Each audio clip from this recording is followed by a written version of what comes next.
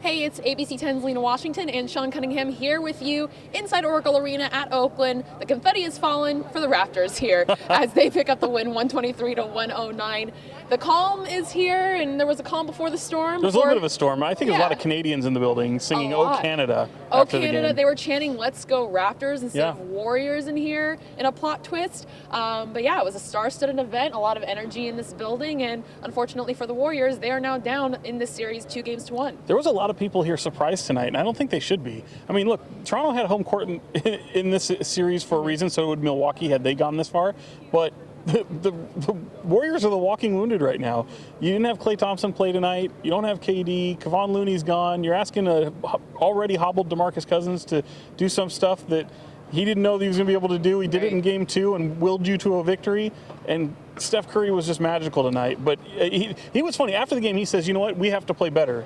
And my question is, yeah, you guys have to play better, but can you play better? Yeah. You played over 31 shots, 47 points. That's incredible. Can you believe that that is his career playoff high after all the playoff games that he's had in these last even 5 years? That 47 is the most he's gotten in the postseason. Well, yeah, because you know what's funny is I think he's only shot over 30 points. I think this is only the second time in the playoffs that he's ever shot over 30 points, 30 attempts.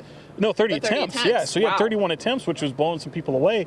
I can kind of believe it just because of the talent that surrounds him on the Warriors team, but there was a lot of people shell-shocked. And I realize we're standing in the home of the Warriors right now, just hours after the game ended. But I don't think people should be that surprised. I mean, I would have been surprised if the Warriors came out and really throttled Toronto. But on the flip side of that, Toronto played an A-plus game. Right. Some people were coming after me on Twitter saying, really? You know, I was making this an angle into the injured Warriors and not about the great game that Toronto played. But let's not pretend that Klay Thompson, Kevin Durant, and Kevon Looney not being on the floor didn't make a big difference tonight, because the Raptors were able to maintain their halftime lead for the first time in this series, aside from Game 1 where they let it slip, but they were able to manage out, I believe it was a 5-point victory in Game 1, and then they let it slip in Game 2. But 16 points in the second half, their biggest lead, 14 points in the first. We got 53 points from Kawhi Leonard and Kyle Lowry, who combined for that much. But Kyle Lowry, scoring-wise, has kind of been unnoticed in this series so far. He's been so crucial for their offense without having to score.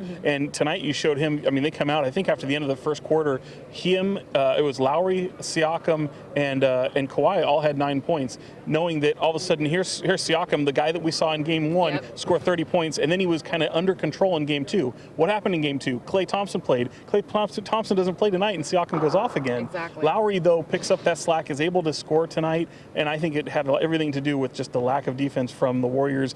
You're missing someone like Kevon Looney. I mean, even Bogut had to play a lot tonight, even down the stretch. DeMarcus comes up a little hobbled. I mean, this team is so jacked up, and they're still able to come out here in another 109-point game. I think they have 109 points in every game. That's pretty impressive. You mentioned DeMarcus Cousins being hobbled, but we mentioned this coming after practice yesterday, was the amount of ball movement between Klay Thompson and DeMarcus in Game 2, where Cuz was so big and they wouldn't have been able to win that game on the road without him. A lot of the assists were to or from DeMarcus to Klay, and without Klay, we saw DeMarcus not being able to be as effective, I guess, in scoring. Yeah, and they didn't really move the ball through DeMarcus like they would if Klay is there, and I still think you can do that with the Warriors, but I think the Warriors went out and they were like, you know what, you knew Steph was going to have to carry you, but nobody else. At halftime, you only had one other player in double figures, and that was Iguodala. He had 10 points. Steph had 25. Yeah, and he was on a minutes restriction. Yeah, and once he hit 30, it was like, and this is crazy because, I mean, I think even though they won't say this, I think the Warriors are looking at it strategically and going, this is the one time in the series where we only have one game off in between games. Wow. So you've got Thursday off. They're not really going to practice. They're going to do a lot of, like, take care of yourself, try and get some guys back healthy. Hopefully KD plays in Game 4. Hopefully Klay Thompson's back in Game 4, and see what you go from there. If that happens, the Warriors are going to feel great about themselves, and they don't really need that practice. They just need to get healthy, as Steve Kerr said. Sure. Well, I don't know if Steve Kerr elaborated more on this, but as far as we know, most members of the media, Kevin Durant hasn't played basketball since last month. He hasn't scrimmaged. He hasn't resumed basketball activities. So to expect him in Game 4, how realistic is that? I don't think it's realistic at all. I don't think he'll play in Game 4. I think that report came out, and they, some people were confident that he might play in Game 4, but because he hasn't scrimmaged, because he hasn't had that practice, and they're not really practicing there, I think, look, the thought is hopefully you're getting you're getting Klay back for Game 4 on Friday, and then maybe you get back in the series, and then hopefully you can play a little bit. But I don't think they're all that confident that he's going to be able to go. Wow, that's a big difference maker in the series as a whole. Obviously, they were able to get through the Western Conference Finals without him, but this is a different Raptors team than the Portland Trailblazers, and they are trying to make history for the entire country of Canada. And you know what else I noticed? It was kind of interesting, even before the game, before Jay-Z and Beyonce walked right through here and sat right over there by owners. I imagine they smelled amazing and rich. What do you think they smelled like? Money. Mahogany? Mahogany and money. Vanilla? Yeah. Ivory? All of that, All right. yeah. No, so they walked right through here. They sit right next to Joe Lacob and his wife. Sitting on the other side was Rich Kleiman, Kevin Durant's agent. Mm-hmm. Oh, that could be so, what are they going to do offseason? Mm-hmm. No, I think they're just trying to figure a way to get him back on the floor. And if you go at Steve Kerr's word, which is, he hasn't scrimmaged, you need to have a scrimmage, you need to have a team practice, you need to kind of go through it before you get a guy back, especially for as long as Kevin Durant has been out in this series. That's what leads me to think, no, that he won't be back by game 4. But if you can make that giant leap forward tomorrow, get a little bit more work with the trainers, and then maybe he'd be ready to go for game 5, that would be optimistic there. That would be optimistic. But do the Warriors leave Oakland with the series evened out at 2-2? I don't know. I think so much hinges upon health right now, and if you, in my opinion, if you can get one of those guys back, sure, because why not? I mean, you look a lot different with Klay Thompson on the floor. Kevin Durant is one of the best players in the world.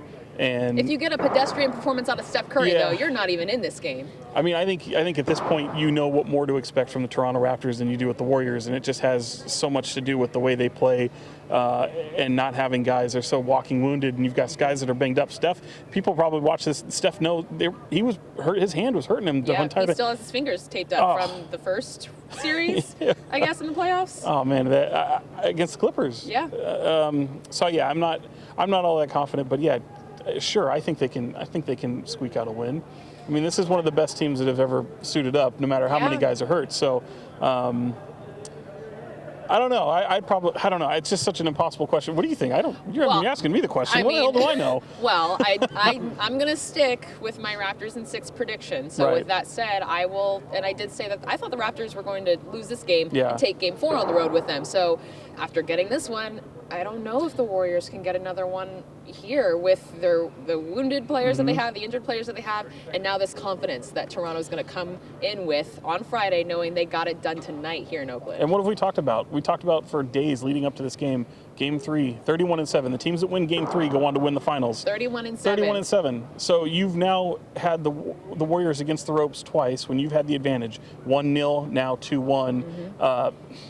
I hate to say it. I mean, it seems like you're halfway there now.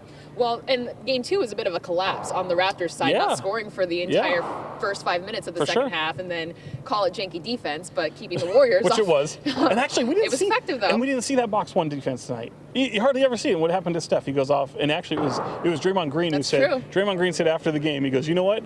It's because of you media why Nick Nurse is like, we're not going to run box 1 defense anymore. Oh, and it's because of us. Oh, okay. Yeah, Lee will take the blame. Sorry, we're just doing our jobs.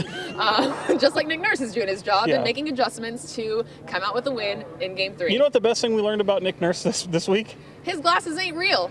Ain't real. they're Poser. Style glasses, much like Russell Westbrook. So Fob? Is that called fob? What's that called? I don't know. I don't know. I may have offended people with that. I apologize. I want to endorse that. But I mean, I wear my glasses because I ran out of contacts. I wear my stunner shades. At night. It makes them look a little bit more studious, maybe. You didn't even catch that, did you? I'm sorry. I said I wear my stunner shades at night. They're called sunglasses at night. So he can. So he can. And so I do. So he does. I don't even know where to go from there, folks. We are going to be coming back here on Friday for Game 4. Let us know your predictions. Are the Raptors going to be able to take a 3-1 series lead? At that point, it's Oakland? over. At that point, it's over. I don't care how good this Warriors team is. No one's coming back 3-1. Let's not pretend. I won't say. That team hasn't come back from being down 3-1 against the Warriors before. Yeah, but the Warriors won't. I don't think the Warriors can. Well, not like this. It's a must-win. It's a must-win. You can't go down 3-1 going back to Toronto. You can't do it. You can't. You can, but it won't end well for you, probably. I have no confidence that they can do that. Especially as hobbled as they are, no chance. No chance. No chance. So it's a must-win. must-win game. I think the Raptors will be able to take advantage of the cards that the Warriors have unfortunately been dealt for them in this final season at Oracle Arena, their 5th straight NBA Finals appearance, going for the three-peat. All the storylines could come crashing down here in Oakland come Friday. I kind of joked when we started this about the Raptors fans and how many there were here. No Drake, by the way. He, by the way, had a nice little Instagram story about Klay Thompson. If you haven't seen it, go check out Drake's Instagram story and then immediately unfollow. But I will say... Petty is as petty does. I will say, I heard that there's another plane full of Raptors. Like, the whole plane is a charter of Raptors fans that will be here on Friday for Game 4. So Jurassic And there was already Park, a lot here. There was already a lot here. I mean, this entire Including section Raj. was filled with family. That's his name, Raj? He's the most famous Raptor fan not named Drake. Oh, yes, he was here. I think we here. saw him being interviewed on the concourse, actually. I really do. Or Hope I got Celine his name Dion. wrong. Maybe we'll get a Celine Dion. Or Bieber? Bieber and his wife, Kaylee, of the Baldwin families. A whole lot of stars expected out here in this final game at Oracle. History in the making for the Raptors, and we will be here documenting it all for you. Of course, we have our ABC10 YouTube channel, abc10.com, Sean Cunningham on Twitter, Sean Cunningham on Instagram. Gotta have that dot on IG. You know, some people just won't let his name be great. But I'm L Washington TV on all platforms, so follow us. We are your ABC10 sports team, and we are your home for the NBA Finals. Game 4 coming to you from Oakland on Friday.